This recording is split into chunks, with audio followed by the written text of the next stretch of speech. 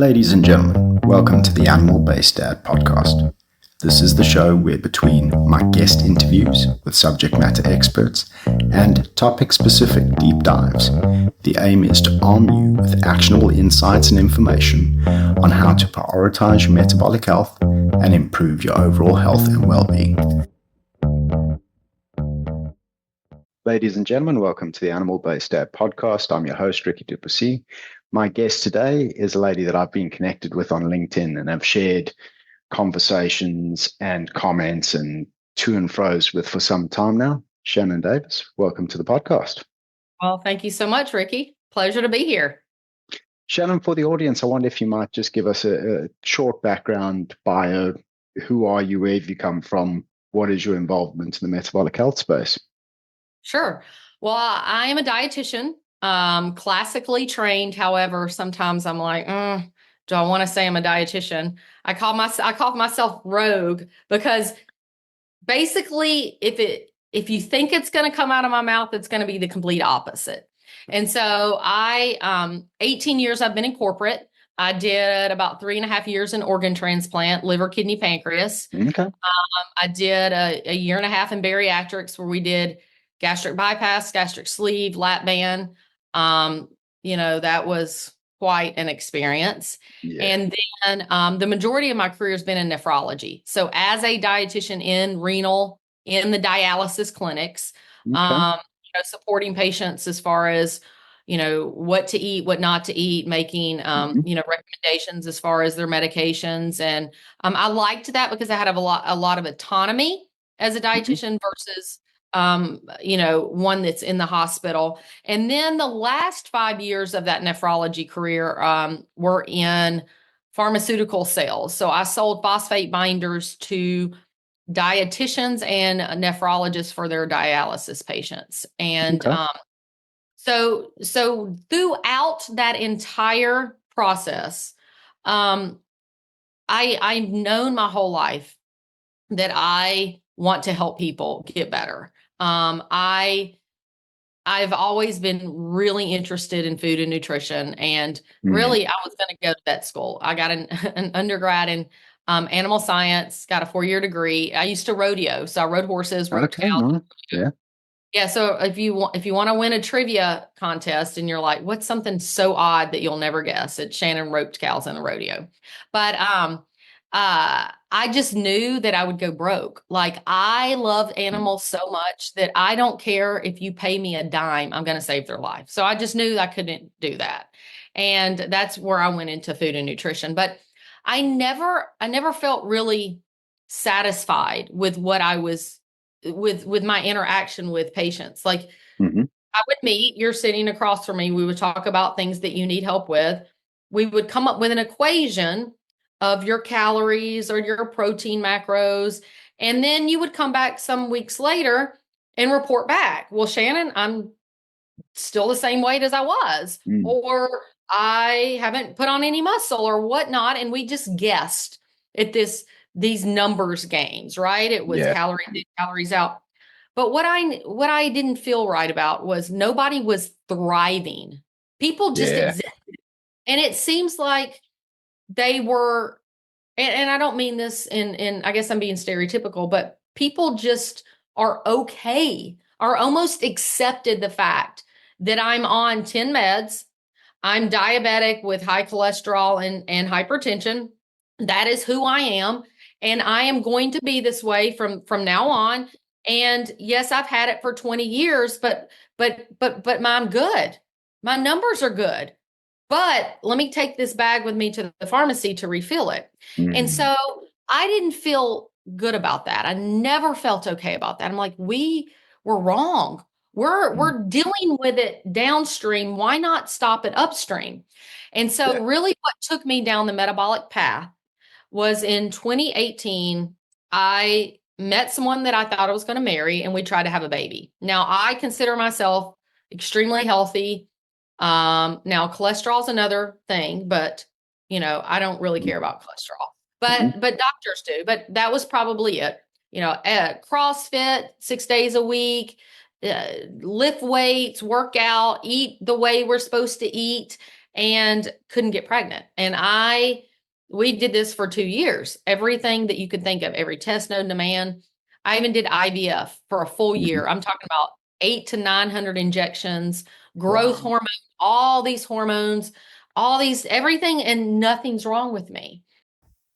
This episode is brought to you thanks to my work as a Enzino independent partner.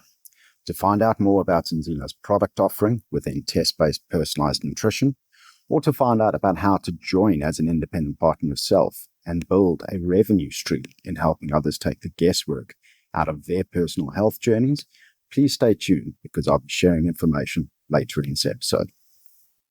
And not one time, Ricky, through that whole process, did anyone ever talk about my environment, Mm-hmm. fluoride, chemicals in your makeup, what fragrances are in your Yeah. home, or what are you eating and drinking, and what is the Yeah. quality of that food? So Yeah. I picked up Lily Nichols' book called Real Food for Pregnancy, and that Mm-hmm. was really the impetus that sent me down the rabbit hole that I say we're all in. You just keep digging deeper. You go down Yeah. and you never come out. And so I am obsessed with metabolic health. Dr. Ben Bickman is one of my dear friends and mentors. Robert Lustig, Jason Fong. I mean, I can go on and on and on. Of Dr. Ken Berry, all of these people Yeah. that you and I love so much and respect. It's like I can't learn enough. And I decided from that point on that I was going to be a rogue dietitian, and I was going to teach people how to heal their body, not what we're taught in school by the Academy of Dietetics, Mm. or like, let's truly heal your body. And the way that we do that is through food, right? Yeah. Real food. The things that we're taught back in the day that we're to stay away from are actually the true things that really heal our body. And I Yeah. started my own virtual practice in 2022. And Nice. I teach people all about metabolic health. I leverage some nutraceuticals to, you have things that you use as tools. I have things Yeah. that I use as tools. Yeah. Again, if people could do the things that you and I recommend, then 93% of America wouldn't have insulin resistance. Because here's the thing, no one wants to be sick. And for the most part, people know an idea, generally speaking, of what's making them sick. I mean, eating a candy bar and a donut and a Coke or a juice for breakfast every morning, most people know that's not going to lead to optimal health. However, we do it. There's a line outside of the Dunkin' Donuts and Krispy Yeah. Kreme every day. Yeah. So people can't stop. And that's where I feel like I come in, is I offer them a super simple approach. And if they can't break up with the carbs, push away the plate, let their gut rest, focus on butter and meat and eggs, then you know what? I can offer them some tools to help them get there. Yeah. That's That's really awesome. what I do. And I left and I do that full time now. And I will shout it till my last day. Nice. I like that. You've touched on a lot of good things there. I think I've given this a fair bit of thought, and I think one of the biggest problems that we have in Western society specifically is our medical system teaches us, and our approach to medical health and the medical profession is such that we're taught to be reactive. You're taught to assume everything's fine until it's not. And then you have to outsource your health to a professional or an expert and go to them, and they have to run diagnostics and do their little bit of guesswork to try and figure out what's wrong with you. And then they have to tell you how to fix the symptoms and the issues that you're having in that moment. We're not taught to be proactive with our health. We're not taught to be preventative.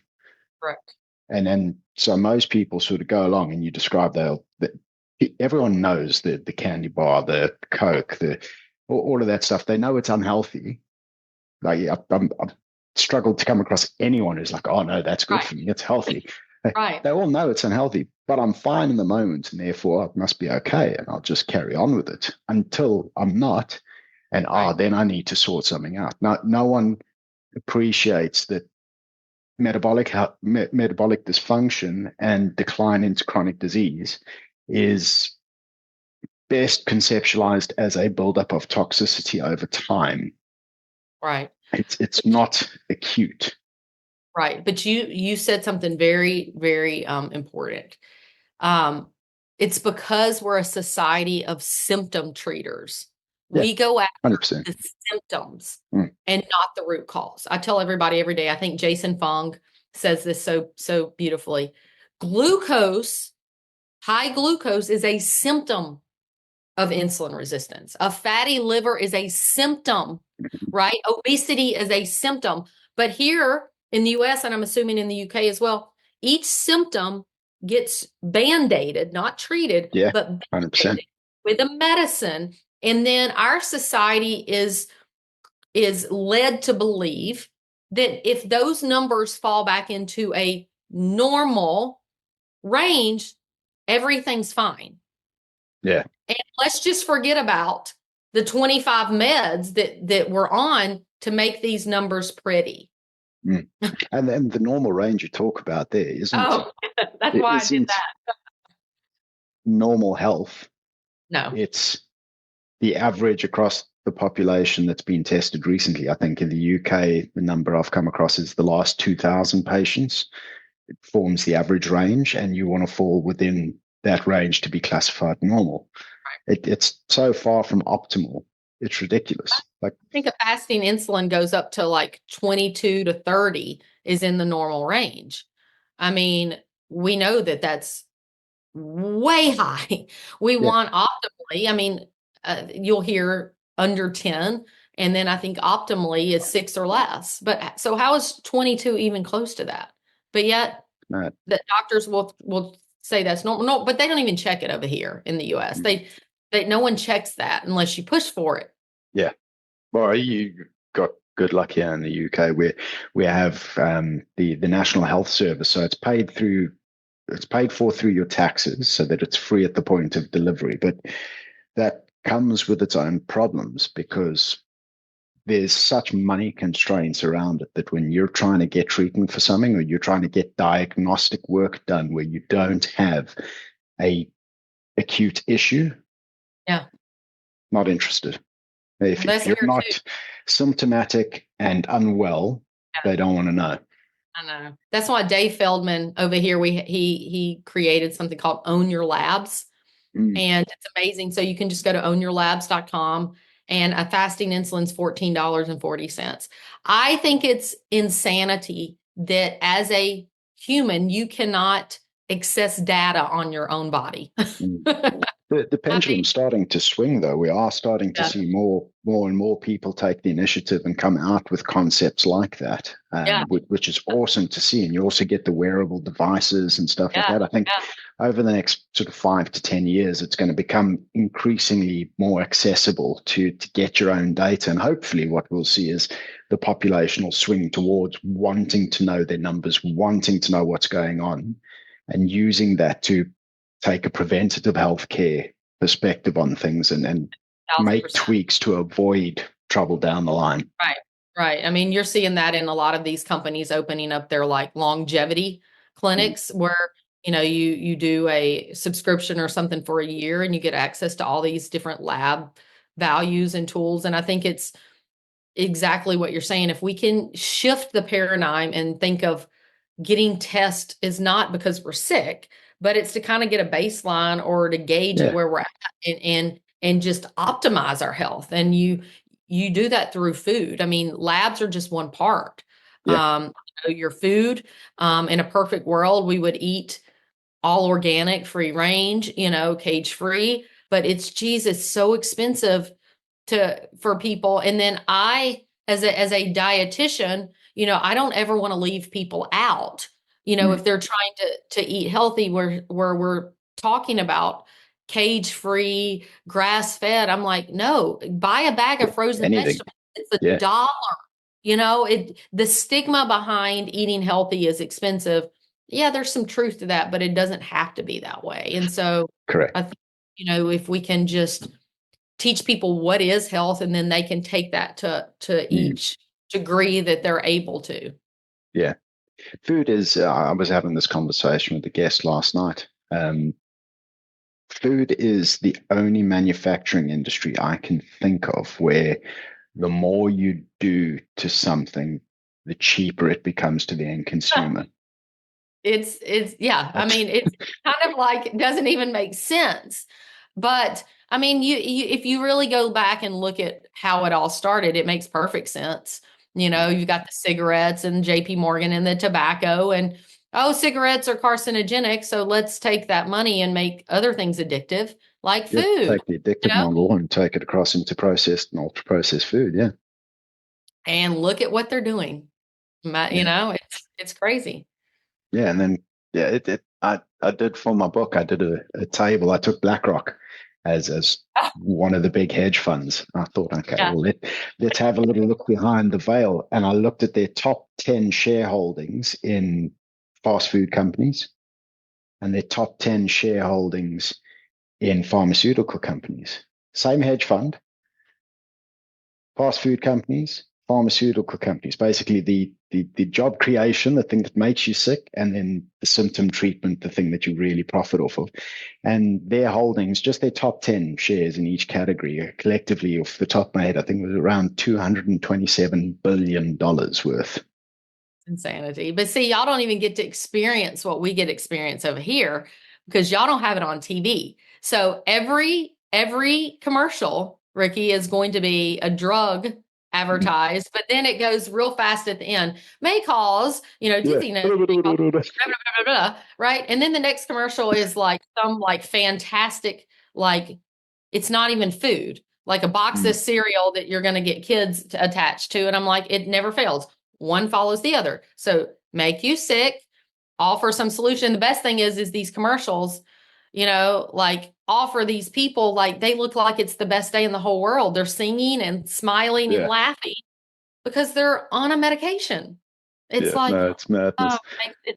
I was saying to you just before we started recording that I spent a little bit of time in the States, what feels like a previous life now. Now I was in Fort Lauderdale in Florida for about a year. This was 2004. And Oxycontin was massive back then. Like it's just one of the adverts that stuck out with me. Like everything was just about Oxycontin. But it wasn't addictive, Ricky. Do you remember it wasn't addictive? Yeah. Oh man, it struck me because coming from South Africa, whilst we did have, and I haven't lived in South Africa for a long time now, so I'll talk about it in the past tense. We did have advertisements for certain pharmaceuticals. It was maybe 1/10 of what you guys have going on in the States, and I can't imagine that your situation's got much better in the last few decades. Yeah, but I am very hopeful. We have some really exciting next 4 years ahead of us. RFK. I hope so. I love it. I am so excited about, it's going to take decades. I tell my followers and stuff when I'm on social media, I'm like, it's not going to be a short fix. And, we're up against some major giants that we may not win. And I have accepted that, but I can tell you this. We can be loud and we can be obnoxious and we can be a thorn in their side. And for every one person that we help, we have changed their world. So we may not change the whole world, but we change their world. And that becomes another person in our army to fight this nasty battle. Yeah, no, 100%. 100%. I'm quite excited to see what RFK can do with it. And it's going to be like anything in major corporate space as well, because it's going to be a super tanker. It's not an agile little speedboat. It's not going to change direction overnight. But hopefully you can start the momentum in a certain direction, get certain legislation through. And legislation is going to be key. Again, I had a very interesting conversation last night, and a perspective was put forward that I'd never thought of before. And it was basically, if you want big industry to change something, the best way to do that is to legislate, because if it's something that is going to negatively affect their bottom line, let's take the sugar tax, for instance. We had a sugar tax here in the UK sometime back, and that's demonstrably reduced the amount of fizzy drinks that young adults and young kids are drinking. But to get the companies to do that, you had to legislate, because no one of those companies wants to go first. Yeah. Because if Coca-Cola goes first, they're going to lose market share to Pepsi, and vice versa, and so on and so forth. But if they're all forced to do it, but if they're forced to do it at the same time, then yeah, you get it to happen, and you get the change that you want. But it has to come because you've forced them to do it, and they'll be quite happy to do it that way as well, because then everyone's going to do it on an even playing field. Right. That makes so much sense. But, we just got to chip away with it a little at a time. I know they've started with the food. Y'all don't even have the food colorings over there that we do. So I think red 40 is already started. Fluoride is already started. So little things. I think we've got the fluoride problem. Yeah, I think they do put fluoride in the water, because there's a lot going on about water filters that remove fluoride at the moment. So yeah. Yeah. I thought as a kid, I grew up on a farm with well water, and we have to go to the dentist to get these fluoride treatments. I used to always think I was like left out as a kid, because all my friends like never had to do that. And now I look back and I'm like, thank God I didn't do, Yeah, bloody, it's a neurotoxin, and people are drinking it. I mean, never mind all the cow poop and horse poop and pond water we inhaled. It was good for us. Yeah, well, that's how you form your immune system. Yeah. So it's I mean, it'll be interesting, and that's why I so much love what I do. Is if we can empower people to be advocates for their own health, for their own self, and start to question things that they've always been told, because just because you've been doing it and it's been that way doesn't mean that you need to continue that way, or that it's the right way. And it's okay to question if a doctor says to take this pill. You should question it. Yeah, 100%. Yeah, my personal view is, outside of infection and acute trauma. Now, in infection and acute trauma, you want to manage symptoms while the body heals itself. So outside of those, so we're talking chronic disease. In chronic disease, the first response is to give you a medication, question it, because why the medication? I guarantee 99.999% of the time the medication is to mask a symptom and not to treat a root cause. I mean, I was telling somebody the other day, I'm like, do you ever wonder why you have a fever? Like, we're so fast to just knock it away, like suppress it. But don't you think that's the body's trying to fight something? What if you can just ride it out? I mean, if it gets too high, it's one thing. But if it's not, just what if you just ride it out? Yeah. The second somebody gets diarrhea, they want to stop it. I'm like, do you not think that the body's trying to get something out? There's a reason that's coming out like it is. And right? Like, just try to just like mitigate it the best you can and let it run its course. And you'll be quite surprised. Yeah. No, for sure. With our kids, my wife and I, the sort of approach is, during the daytime, we'll watch the fever but try not medicate, and then just let them ride it out, let the fever do its job. But then at night, where we need everyone to get some sleep, then the body heals when it's we give you a bit of Calpol or something and go to bed. Yeah, that's good. So Shannon, you've already laid out for us quite eloquently why metabolic health is important to you, and that's brilliant. What do you do on a day-to-day basis to look after your own? Oh, well, I'm very type A and very rigid in my regimen. I you're gonna laugh, because I tell people, I'm like, I'm a list person. I make a list every day. Probably got a lot of the same things on there. But I'm up at 5 a.m. I go to the gym and I spend a while there. That's the best start of my day ever. I walk the dog as the sun comes up, try to get, the sun. Now, do I get to touch the ground with my feet? Not as often as I should, but not in winter. No, but I try to get outside, and it's funny because I don't wear sunscreen anymore. Like I used to be Mm. like, oh, I got to put sunscreen on. No, I want the sun on my face and in my eyes. And so I walk, and then I drink, I drink 10 grams of creatine minimum a day with electrolytes. And I mentioned some nutraceuticals. So I'm a Hmm. big fan of I don't just talk it, I walk what I teach to my clients. So I drink a yerba mate concentrate. So I drink Okay. that every day. And I do not get enough sleep, Ricky, which I am, if you say what is something you need to work on, it's sleep. But I do virtual stuff. So Hmm. I coach. I do social media, which is a very big love-hate relationship. I'm sure you can account for Yeah. that. I don't know. I have a fantastic time with the vegans. It's a Uh, personal delight.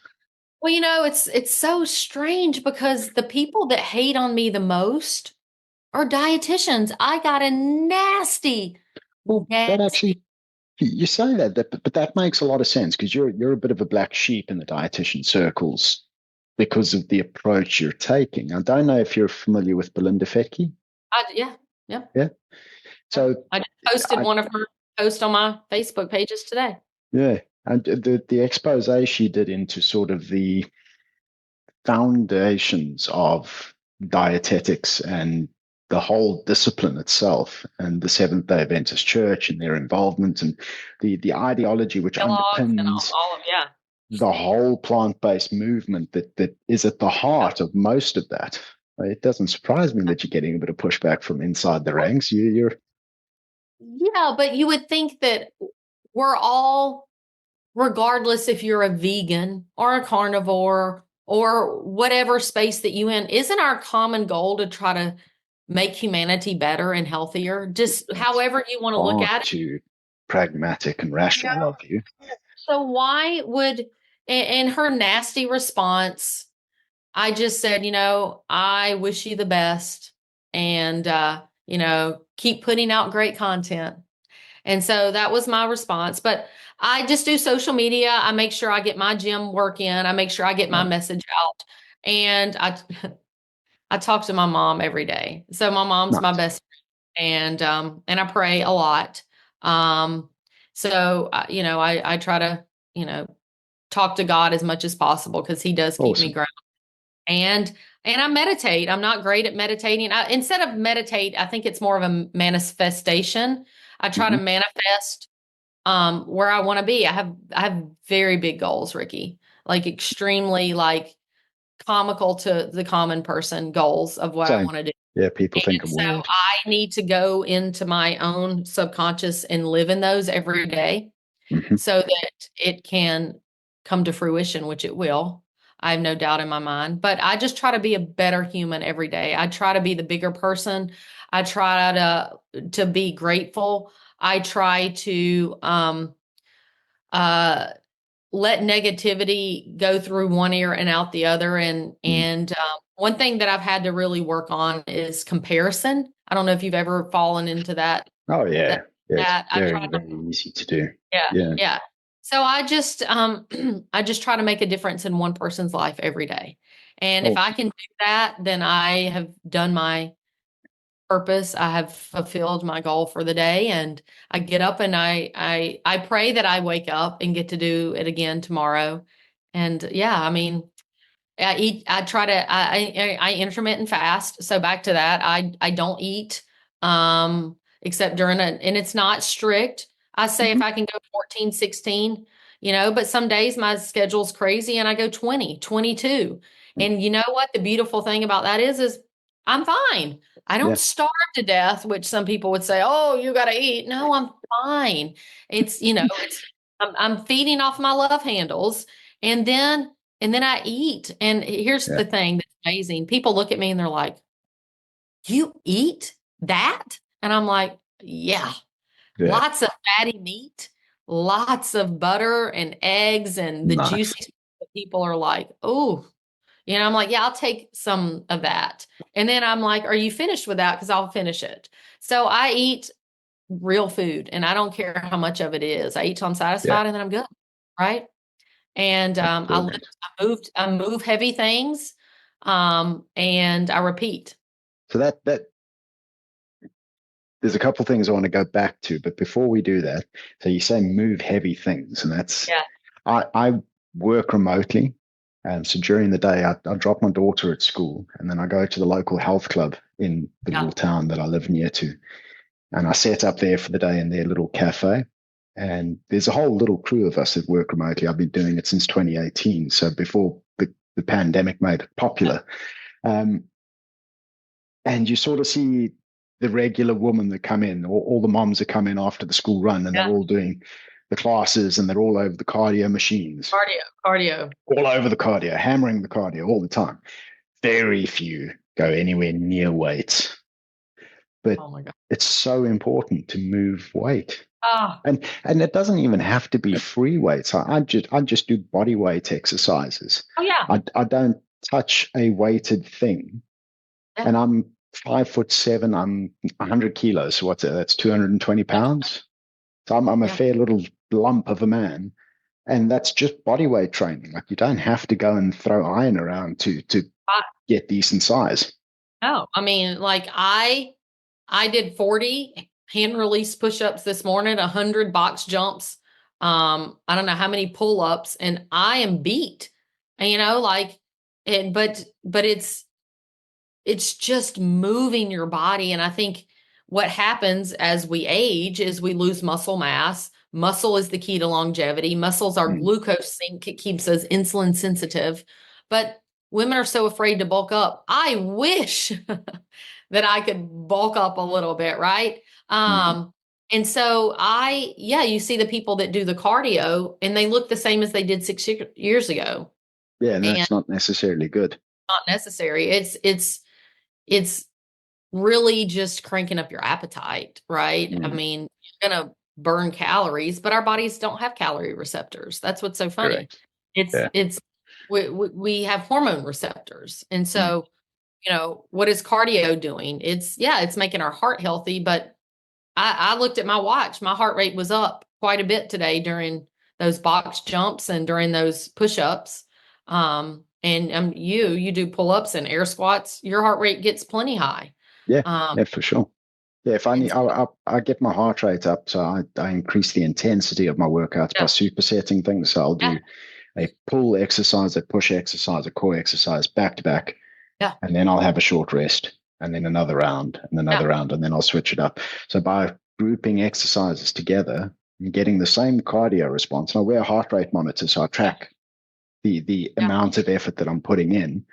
But I don't have to touch a treadmill. I don't have to go and no, run for hours for the sake of running. If you enjoy running and running is what you want to do, I know for some people, I'm yeah, connected with yeah, people who enjoy running. I don't understand it because I detest running, and I won't run unless I'm being chased by something I cannot fight off. yeah. I just don't like it. But Well, yeah, for people who enjoy running, go run by all means, yeah, but also do the work to look after your yeah, muscle mass, because sarcopenia in later life is like, sarcopenia is a very big issue for people, I'd say, from sort of 60, 65 onwards, because it's it's at that stage to try and put muscle on at that stage of life is incredibly difficult. Not necessarily impossible, but incredibly difficult. And if you right. don't have sufficient muscle mass and you suffer a fall, well, Wow. that's like the beginning of the end, because frailty sets in Well, then you add very the quickly. the all the GLP-1s being abused now as well. Mhm. So it's a lot of it is women and in that age bracket. 40% of the weight loss is lean body mass, which encompasses bone and muscle. And then I think, the most recent studies are showing that 24 months people like themselves take themselves off the drugs because they feel so bad. Well, Yeah, now you're 40% less muscle and bone. And when you regain it, you're not going to regain muscle. yeah, It's not that easy. yeah. And we're more metabolically unhealthy than we were when we started. Mhm. Because when you're overweight, yeah, you're overweight, but it takes takes mass to move mass. Hmm. And so, you're starting with probably significantly more muscle mass than you think. Yeah. Yeah, for sure. For sure. Okay, I want to go back to some of the things that you were saying a short while ago. It sounds like looking after your all the physical aspects of your health are fairly easy to come by, and you enjoy doing that. But you've put a lot of emphasis on looking after your mental health, and it sounds like that's a real focal point for you. Yeah. What difference have you noticed in your mental health if we were to rewind before you started discovering and going down the rabbit holes of learning how to eat right to where you are now? What is the difference in your Oh, yeah. mental health? So, I mean, it's not mental health is just part of it. I mean, you should have seen my blood work. That's another part of it. But I used to have a lot of anxiety that I don't deal with now. I used to feel the need to constantly eat, like constantly couldn't feel satiated. I was a grazer, I always had to have food with me. Mm. But because I was a dietitian, Ricky, I was going to eat fat-free pretzels and fruit. And that shot my triglycerides up to like 500. And it was, pretty bad, but it was, I feel like I was an undiagnosed ADHD person with when I would eat the standard American diet or low fat, Yeah. diet and exercising myself into the ground. So it Mhm. was, a vicious cycle. Now it's amazing because I don't, I was eating a meal and thinking of what I was going to eat at my next meal. That it Yeah. was constant, right? Like, oh my gosh, what I'm going to eat when I'm done. Like you got to get in food right after your workout or it's just throw it in the trash. The workout doesn't even matter. Now it's like I get up, I have my mate, I go work out, I come home, I do the things that I need to do. It's much more the brain fog is gone. I'm able to focus. I feel super productive. And it's not, Mm. I am in control of me and my thoughts versus like the food brain in control of what's next. What do we eat? What time is it? Is Yeah. it, running your day and like, oh gosh, I've got to, I can't have this meeting because it's time to eat. So it's odd, in the fact that I feel like I'm a much more calm, much more Hmm. peace. I'm able to focus. And if you know what, if your day's busy and you don't get to eat, it doesn't change anything because Oh, I'm yeah. metabolically flexible. I can power through and even sometimes think clearer, when Mm. I don't eat. And it's amazing. So I feel like I've been able to read books faster and deeper than I would before.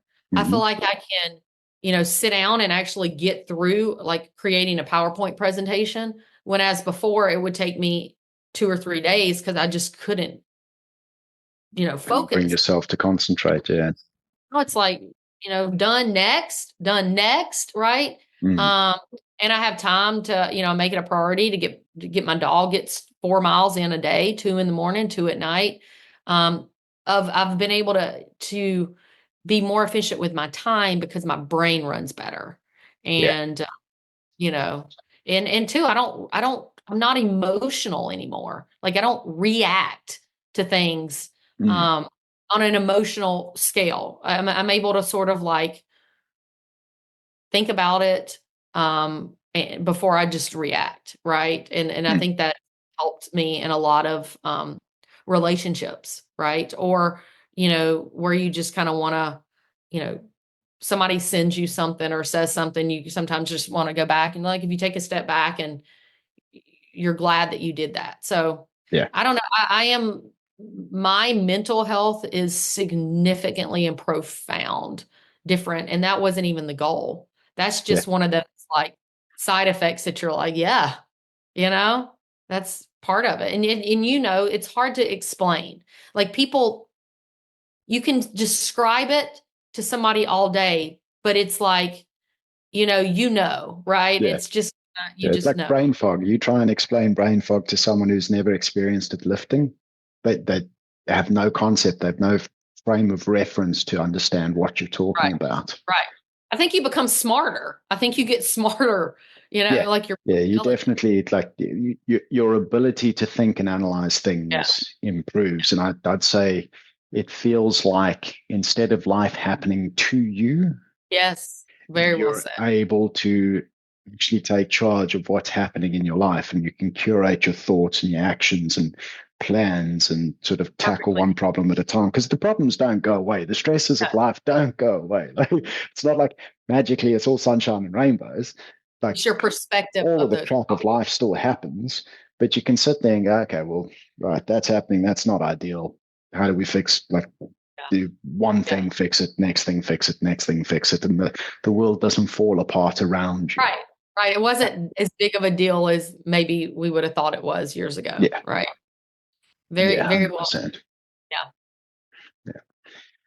Um, your little sachet that you've got Yes. there, talk us through that. What is that? What's that meant to do for you? What differences have you found? Yeah.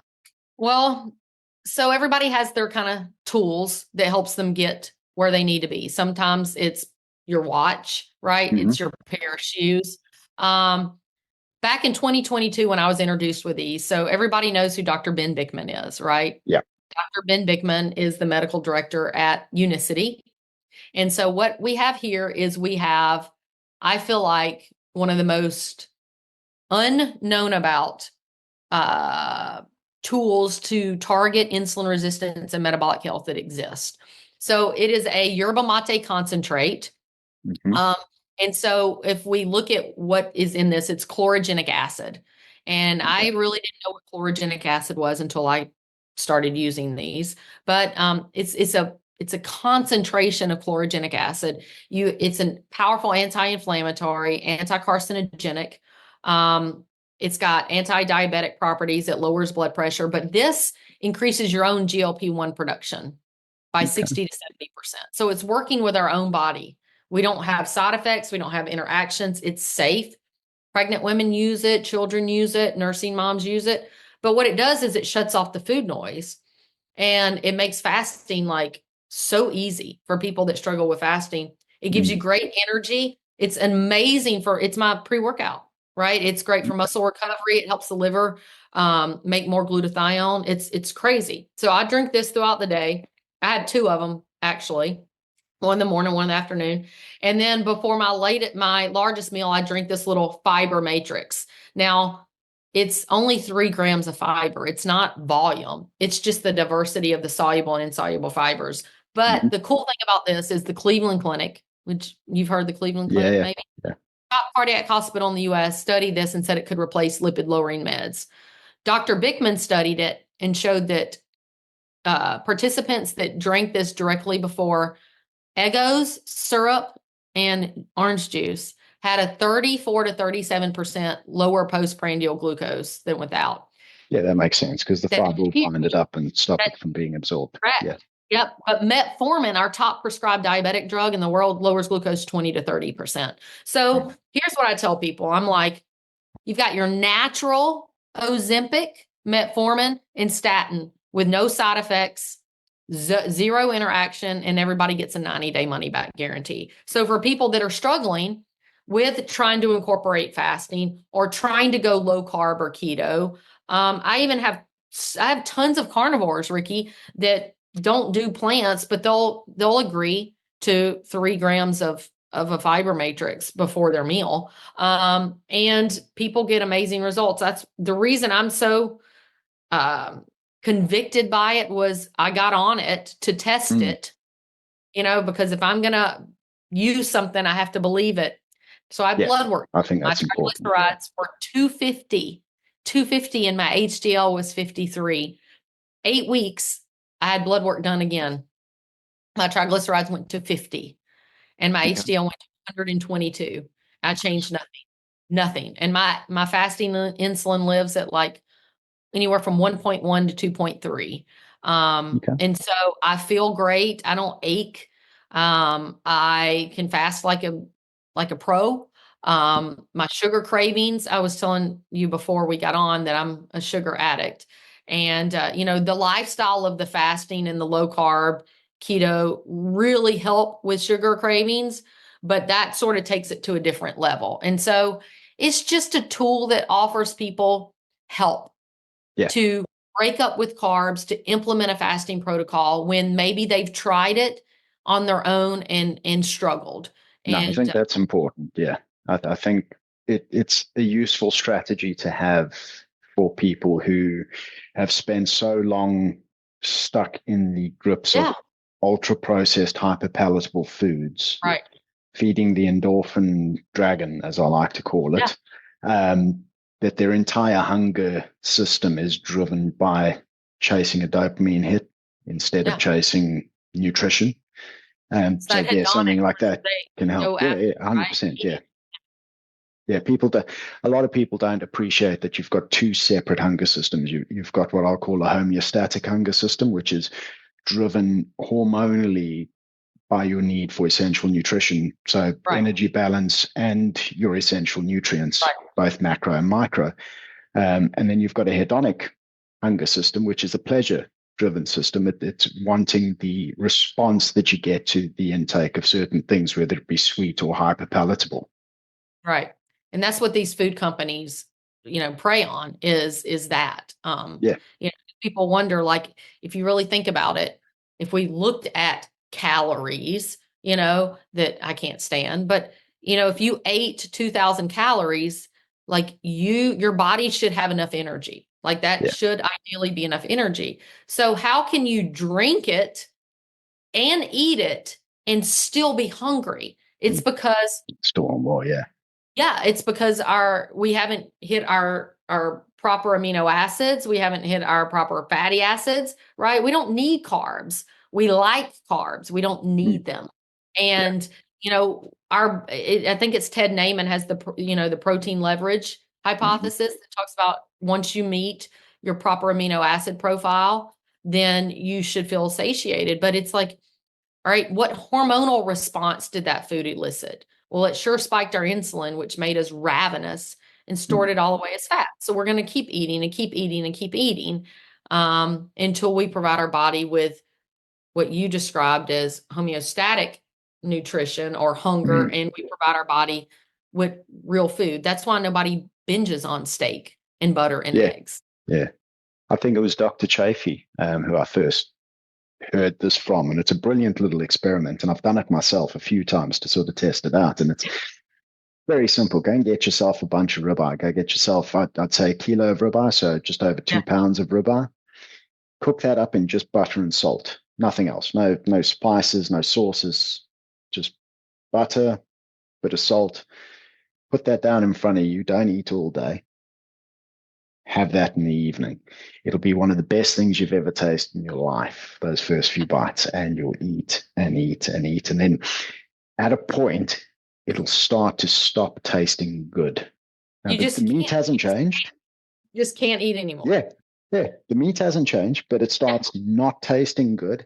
And to continue eating actually takes concerted effort. And you feel like you're going to make yourself ill. You start It becomes sweating hard. and Yeah, yeah, yeah, nothing's changed in the state. That's your body telling you you've had enough. You can stop no, now. And it's releasing its ghrelin.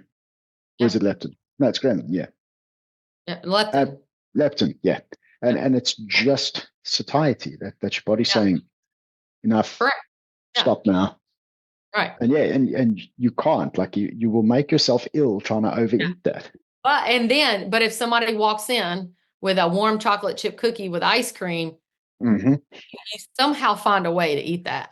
Like Or it never even fails. simply, you go grab a sauce out of the fridge, your favorite barbecue sauce or ranch sauce or whatever, and you put that on that steak. Suddenly, you can eat a lot more again. That's true. It's Yeah. like magic. And Yeah. it's because it flips you from one hunger system to a different hunger system and quells that whole satiety signaling down, shuts it Yeah. right down. And that's why it's so easy to overeat hyperpalatable stuff. Yeah. Yeah. So well said. It's Very, mad. very, that you just made the most, you know, um, crazy, like complicated things super easy. Really. eat Yeah. real food. I But mean, I'll credit Dr. Chafee because that's where I first came across it from. And I thought, oh, well, I better try this. And I've tried it a few times, and I'll challenge the audience to try it as well because, yeah. And I think it would be beneficial for people to relearn how to eat intuitively. And what I mean by that is just eat when you're hungry, stop when you're satiated, don't eat again until you're actually hungry again. And people need to appreciate that you should experience hunger it's okay for your stomach to daily. growl 1,000%. Yeah, you should experience hunger before you feed yourself. If you're feeding yourself to avoid hunger, you're doing it wrong. Hey everyone, I hope that you are enjoying the discussion so far. I apologize for interrupting the episode, but I just want to take a moment to talk to you about the work that I do with Zinzino. Zinzino are a brilliant Scandinavian biotech and life sciences firm. Their concept of test-based personalized nutrition is absolutely revolutionary, and they are the pioneers of test-based personalized nutrition. I use their products and solutions myself and my family. In fact, we use multiple of their products. And Zinzino has been instrumental in helping me identify that I was omega-3 deficient, horrendously so, and to get my omega-3 deficiency resolved. You see, their at-home tests give you the data and insights needed to inform your dietary strategy to see whether you have any key essential nutrient deficiencies or imbalances that need addressing. And where you do, they have targeted supplementation stacks that are personalized to you according to your age, sex, and body weight, which means they are most effective to get you back to optimal. This isn't about just avoiding deficiency. This is about getting you back to optimal, and that's a complete and utter game changer. So if you would like to know more, I have linked a short survey in the episode description. Complete the survey. It asks you some simple questions about your health goals and desires. It takes less than a minute to complete, and what I'll give you off the back of that is a personalized product recommendation out of Zinzino's solution catalog, telling you which I think best suit your desires and needs and why.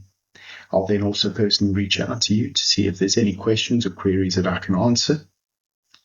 Let me take the guesswork out of your health journey. 1,000%. But we're in a society, at least here. I mean, it's so, I laugh about it with my mom. I'm like, all right, they're predicting snow. So, the grocery stores are going to be, and people freak out because they're predicting snow. And, oh, heaven forbid that you might not have, a junk food in your pantry for a day. It's like, Yeah. really, like, it's okay. We're going to be okay. Yeah, we don't get, well, at least in the part of the UK that I'm in, we don't get serious snow all that often. But We don't either, but they sure the treat it pandemic was something else, like, yeah. oh, my goodness. And funnily enough, the only things on the shelves at certain points during the mad rush of the pandemic buying was all the vegan stuff. Like, no one was buying it. Shelves and shelves full of vegan stuff. The hottest commodity here was toilet paper. I don't know about y'all. We had the same. Yeah, we had the same. It was like the black market. Diarrhea all of a sudden? Like, what's the deal with toilet? No, we had the same. What a crazy time to have lived through. It's crazy. But, you really think like if we would kind of go back to how we should and grow some of our own food and have some animals ourselves, like my dad gifted me half a cow. I mean, I have a freezer that I can eat on, if something happened or whatnot, like just real beef, and it's amazing. Like that's a plenty food for me. Yeah, that's awesome. One of my goals in life. So go ahead. I said, that's all I need. Really. Yeah. That's all. Yeah, no, for sure. One of my goals in life is to get into hunting. Here in the UK, it's called deer stalking, and it's much more difficult to get into because it's a very, how would you say? Oh, it's an elitist activity. It's insanely expensive. The rules are mental. I mean, you're not allowed to carry guns here anyway, so I can't understand that. But you have to belong to a syndicate or a club and do all sorts of qualifications, and then you have to have a membership, and you're only allowed to hunt in certain areas, and it's expensive and complicated to get involved with. But I'm determined to get involved with it because the ideal, in my perspective, is I'd go out in season, fill a couple of chest freezers with some venison. Yeah. Oh, and that's my meat taken care of for the year. Yep. Yep. Well, if you ever come over here, come to my farm, my parents' farm. There's so many deer are overpopulated. The wild turkey are overpopulated. My dad battled wild pigs for almost a year. I mean, we had to hire people to come in and kill. Like, it was so bad they were destroying the pastures, and they'll kill baby calves. I mean, believe it or not. Yeah. So there's, will they kill them and eat them? Yeah, they are opportunistic like that. Yeah. They're something else. But, sounds like your dad missed a business opportunity there. He could have opened up a little hunting ranch on the side. Like, you have to pay people to come, like, get rid of, like, you can't, like, we had people come hunt them, and they're so smart. Oh gosh, Ricky, they're so smart. Yeah, they are clever. Yeah. He had feeding troughs and, like, to activate these pins, and you could see them in the cameras climb on each other's back to eat in the feeding troughs. They're so smart. Nice. Yeah. Bit of bacon. Yum, yum. Oh, yum, yum. Yeah.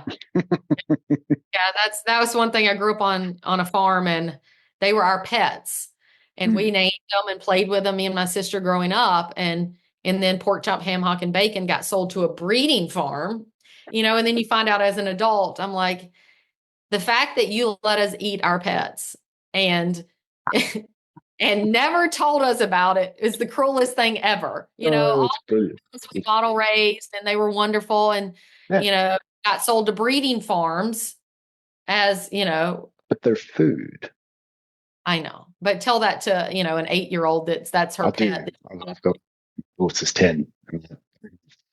Not as bluntly and not cruelly, but I have these conversations because there's so much plant-based ideology being pushed in the schools here that she'll come back, and I make a point. She's got meat in her lunchbox every day. Like, she's got sandwiches that have meat filling. It's not chocolate spread or anything like that. It's meat. And she'll come back and be like, oh, but the teacher says this is unhealthy and I should eat something else rather. And I go, well, your teacher doesn't know what they're talking about, so we'll give them the benefit of the doubt because the syllabus is pushed on them. But yeah, I have conversations with my daughter that they are food. We live on a farm. I rent a cottage, which is surrounded all 360 degrees. There's fields and pastures around us. Our nearest neighbors are our landlord, and they're about 600 meters to my left. And at the moment, they're fattening some lambs, getting ready for Easter market. And yeah, just like it's food, they'll go to market at some point. Yeah. My landlord keeps reminding me how many he's got. And I keep telling him, well, you give me 1 or 2, and I'll just make sure they're not poisonous and that they're safe for the market. Yeah. Yes, I'll tell everybody how good they are. But no, it's the crazy old world we live in. But yeah, you sound like you had an idyllic childhood there. Oh, it was like fresh meat straight from the farm. Yeah, it was. I grew up on a beef cattle farm. We had horses, we had chickens, we had pigs, and we had a pond where we had bass, catfish, and brim. And I learned, me and my sister would ride our horses over bareback, ride them into the pond, stand on their backs, fish, catch the fish, ride home, and we cleaned it ourselves. We learned how to do all of that ourselves. I hunted. I had to shoot cows when my dad would go out of town if something happened. I mean, you learn, and I'm very grateful for that. But it you don't see that now, it almost seems alien.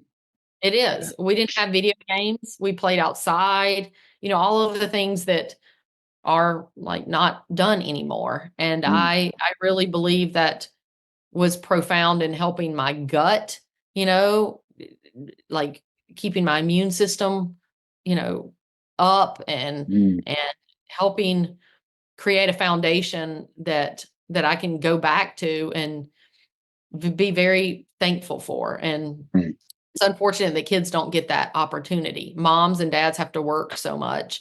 So then it's dangerous for them to go outside and play. So then they're stuck inside to entertain themselves or to fix their own food. And that's popping stuff into the microwave that's packaged. Yeah, it's not great. It's just a terrible like scenario.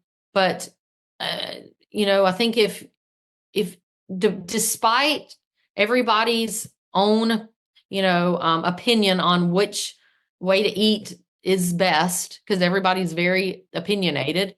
I think one thing we all can agree on is real food, whether that's plants or animals, it's better than whole food.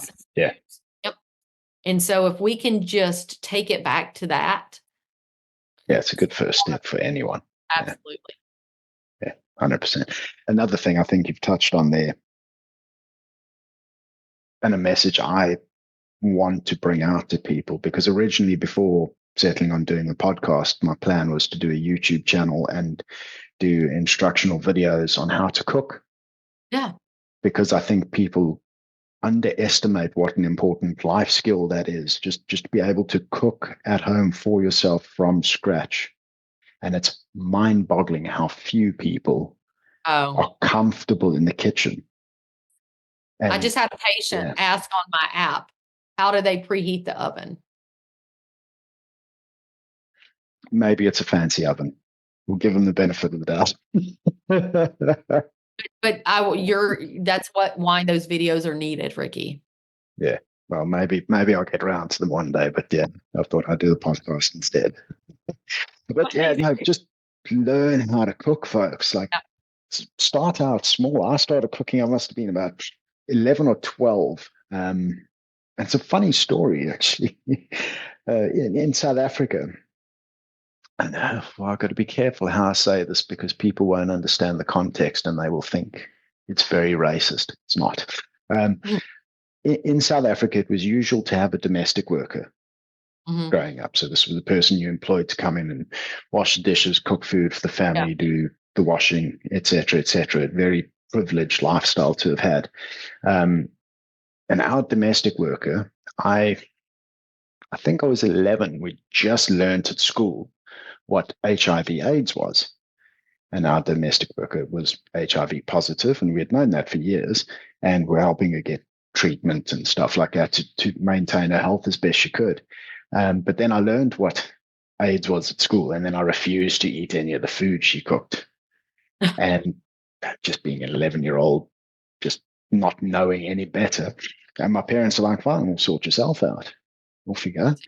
And so I started like making toast, learning how to fry an egg and stuff like that. And something that was sort of like it wasn't intended as a punishment. It was just a intolerance to my sort of ridiculous behavior, was go sort yourself out. But it ended up being the foundation for one of the most essential life skills that a person can have, is just being able to cook a meal from scratch for yourself competently. Yeah. Which people don't know how to do. I mean, we grew up like that too. We didn't, my mom would cook. We would help because my grandmother taught me how to make everything from scratch. And of course, you want to help. But if you didn't like it, you ate it or you made something else, because you didn't have like packaged foods. Yeah. And there weren't options. They're very similar to the same, situation, but it's absolutely they need. I was telling my friends the other day, I'm like, they need home ec. I don't know if y'all had home ec, and that needs to be in school again. How to wash clothes, how to iron clothes, how to sew, how to cook. Yes. Yep. Change a tire. One of my favorite classes. Just simple. Your tire. Everybody needs to know how to do that. In case you don't know. The British men are absolutely hopeless when it comes to that. They just call the breakdown assistants. And And it's got so bad out here that your cars don't even come with a spare tire anymore. Like you have to order and pay extra to get a spare tire with your car. Wow. It's insane. Like, yeah, no, they'd rather call the RAC or the AA and get them Yeah. out and change the tire for them. It's pitiful. Just simple skills, life skills, I think is what it boils down to. Yeah, 100%. And yeah, cooking for yourself is an essential life skill, especially if you want to take your own health back. For anyone who's looking to implement nutritional lifestyle change, one of the foundational things that they need to do is get comfortable in the kitchen. And that doesn't happen overnight. That it takes repetition. It takes practice. But you have to get comfortable in the kitchen. Yeah, pick a couple things and perfect them. I mean, if you learn how to cook beef and you learn how to cook chicken or steak, like you can do so many things, just learning how to cook your proteins. If that's one thing you can do for your health is to eat at home. Yeah. You want to save money, eat at home. You want to work on your health, eat at home.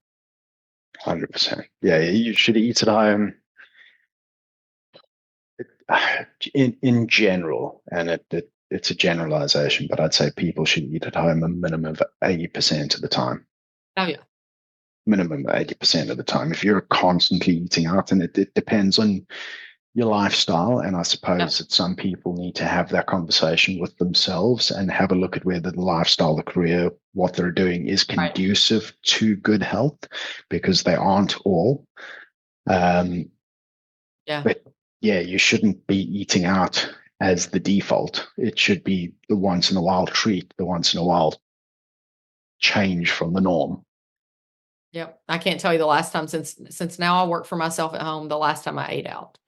Now, when I was working in pharmacy, it was every day, because you got to feed the office, feed the doctors. So you eat with them and every day. Now I can't tell you. Hospital food is, I brought food in from restaurants, but it's Oh no, hospital food here. I've got a friend who I won't mention by name because he's busy getting things going. But I'll have him on a future episode of the podcast. He works in the processed food industry. He's what do they call themselves? Caterer? No, something technician. He works in the big factories. And he's responsible for food safety, food hygiene, all of that sort of stuff. Yeah. And he's paid attention to all of this, and he's gone, you know what, like this isn't great. This is not good. And he's starting his own company up that does carnivore-based snacks in the first instance to get stuff like that into vending machines. Oh, that's amazing. Yeah. It's going to be big. I think it's going to be something special. There's such a need for it in the market. Going back to the health club that I belong to and work at during the day, they've got a vending machine in the kids section where they've got like a little soft play area. Yeah. And it's just full with crap. It's just sugar and soft drinks. Yeah. And we've asked them before, we said, why don't you get some healthy stuff in there? Not interested. I mean, you would think at least at the gym it would be that way. But. Yeah, you'd think like in a health conscious environment, like why don't you get some healthy stuff in there? Nah. That's where you go. Thanks. So you're helping me save my money because you're not going to eat it. If it was healthier, you might be tempted to eat it. Yeah, no, it's mad. I think they don't choose what's stocked in the vending machine. I think they have a company that comes in and sort of manages the vending machine. Yeah. And those people will stock it full of the stuff the kids are going to be begging their parents for. Make the money. Correct. Yeah. Yeah, no, it's annoying. But yeah, I'm excited for what this mate of mine is going to do in that space. Great. And I'm looking forward to it sort of becoming something I can talk about. Keep an eye on your podcast so we can get that. Yeah, keep an eye on this space. Yeah, for real. Well, Shannon, we could carry on for ages, and I'll definitely have you back on again in the future for a future episode. Yeah. But the one thing I like to ask my guests in wrapping up is if there's one take home that you would like the audience to really sit with, the one thing that you want to resonate with them, what would that be for you? Do not accept managing your chronic disease. Do not accept managing it. You can live disease-free. 93% of the diseases, the top 10 diseases that we suffer from, heart disease, stroke, cancer, dementia, diabetes, obesity, fatty liver, PCOS, erectile dysfunction, they're dietary diseases. We've eaten our way there, and we can eat our way out. So don't accept your diagnosis of having a chronic and progressive disease, because that's not true. Yeah, no, that's brilliant. That's a whole nother episode right there, I think. We'll get something in the schedule for that. I think that'd be a fun one to unpack. Perfect. Well, Shannon, thank you very much for your time. Appreciate you coming on. You're most welcome. I love it. Thanks, everyone. Ladies and gentlemen, thank you very much for watching the episode. I hope that you found the conversation meaningful and informative, and I hope that it has empowered you with some tools and insights that you can take to tweak and improve your own lifestyle approach in pursuit of optimal metabolic health outcomes. If you've enjoyed the episode, and if you're enjoying the podcast, I'd like you to do me the kindness of please subscribing to the channel, giving it a like, maybe even giving it a share. Help to raise awareness and get the podcast in front of as many viewers as possible, because it is my passion to try and help as many people as possible to understand more of the nuance around metabolic health and how to tweak their lifestyle in pursuit of optimal outcomes. Also, if you have any constructive feedback, things that you think I could improve on, any critiques, any criticisms, please do feed them back. I give you my solemn word that I will take them seriously, and I will, to the best of my ability, work to improve and to give you a more refined and more targeted product as a result of your feedback. So I will take it seriously, and I'll do what I can to improve the show. But again, thank you very much for watching. Keep thriving.